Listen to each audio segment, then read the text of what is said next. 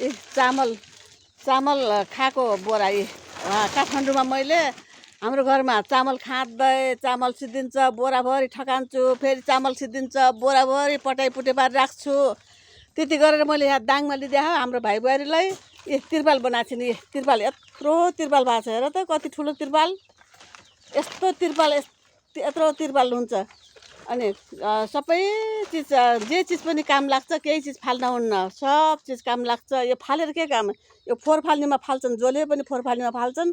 अबदेखि कसैले पनि नफाल्नु होला, यस्तै काम लगाउनु होला, काम लाग्छ। अनि सदुपयोग गर्नुपर्छ, सबै चिजको सदुपयोग गर्नुपर्छ। पैसा भन्ने कुरा चिन्नुपर्छ मौकामा। यसैलाई पनि किन्न पऱ्यो भने 3000 पर्छ। अब यति भए 3000 बच्यो त के र। चामल खाएका बोरा, हेर त चामल खाएका कट्टाहरू यस्तो हुन्छ। मैले सब चिज मैले आफै पटाउँदै राख्दै चामल जति सिद्धिन्छ पटाउँदै राख्दै गरेर यहाँ आउने बेला दाङ आउने बेला ल्याए मैले। यत्रो तिरपाल बनिगयो। यति ठुलो तिरपाल बाबा, यस्तो काम लाग्छ, सब चिज काम लाग्छ।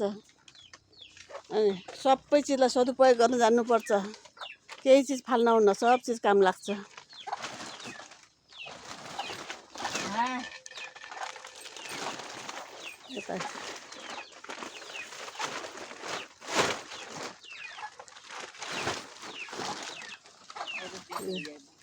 सब दाजुभाइ दिदीबहिनीहरूले पनि सदुपयोग गर्न जान्नु होला सब चिजको।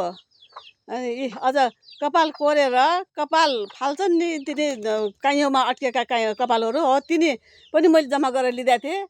अनि भाँडा आउँछ दिजु राखिदिन्छ होला भनेको थिइनँ र मैले कपाल कोर्दै त्यो काइँयोको अड्किएको तिनी रौँहरू सबै मैले राखिदिएको थिएँ। त्यो राखेको त यस्तो राम्रो भयो, यत्रो बाटा आछ नि त्यही कपालले।